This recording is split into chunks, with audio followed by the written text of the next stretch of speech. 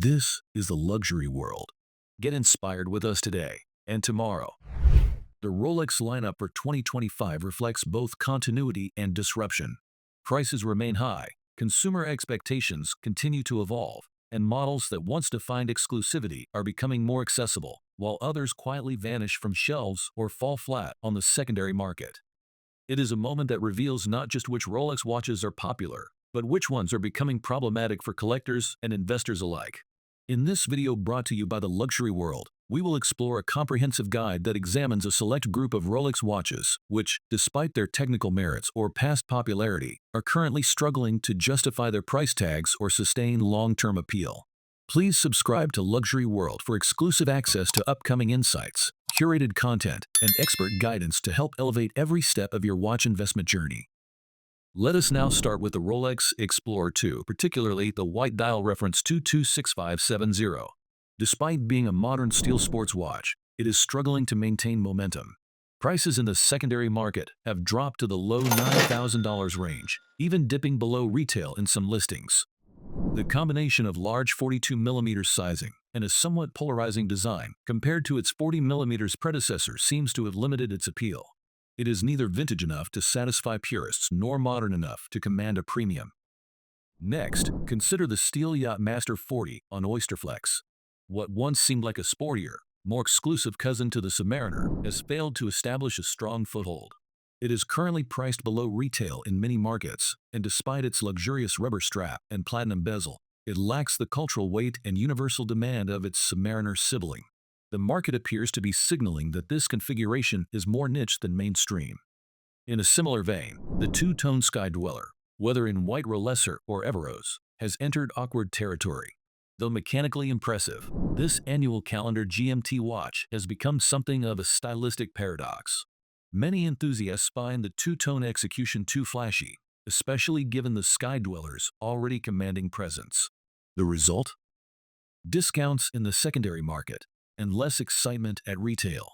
The yellow-gold GMT-Master II with the green dial, often referred to as the Lyndon B. Johnson GMT, was once a boutique-exclusive powerhouse commanding premiums well above retail.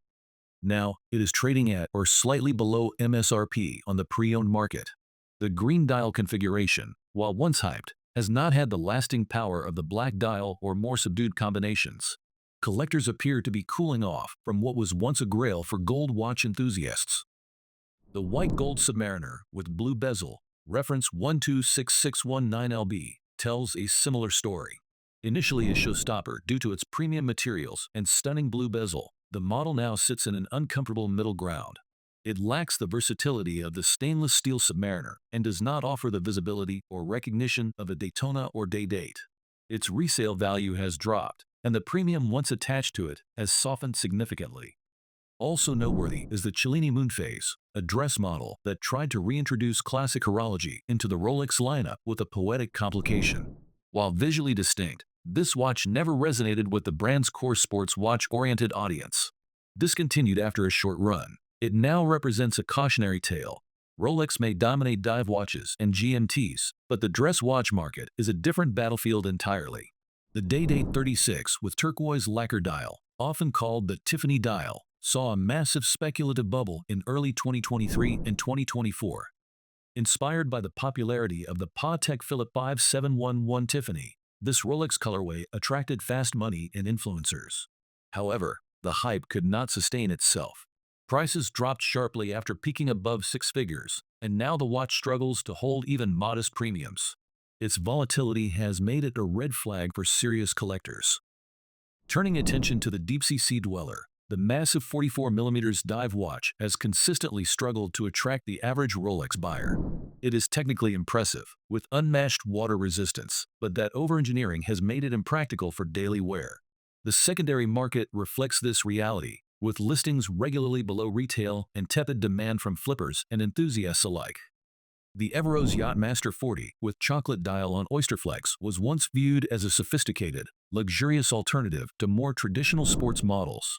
But the market now views this configuration as dated, especially with fresher Everose combinations like the new Yacht-Master 42 or Daytona releases gaining traction.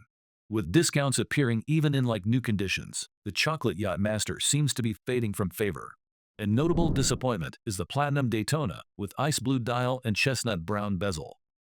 While the watch remains ultra-premium, recent shifts in market sentiment have revealed cracks in its perceived indestructibility. Trading at or below retail, this once unshakable icon of Daytona exclusivity now appears vulnerable, particularly after Rolex replaced it with a version featuring an exhibition caseback and upgraded movement.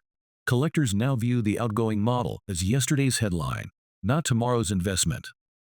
The 1908 collection, Rolex's latest venture into refined, dressier territory, debuted to much fanfare, but has yet to command the kind of cultural presence necessary for long-term success.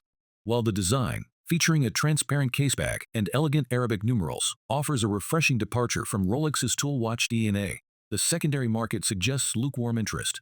Pre-owned pieces trade at significant discounts, and many listings remain unsold.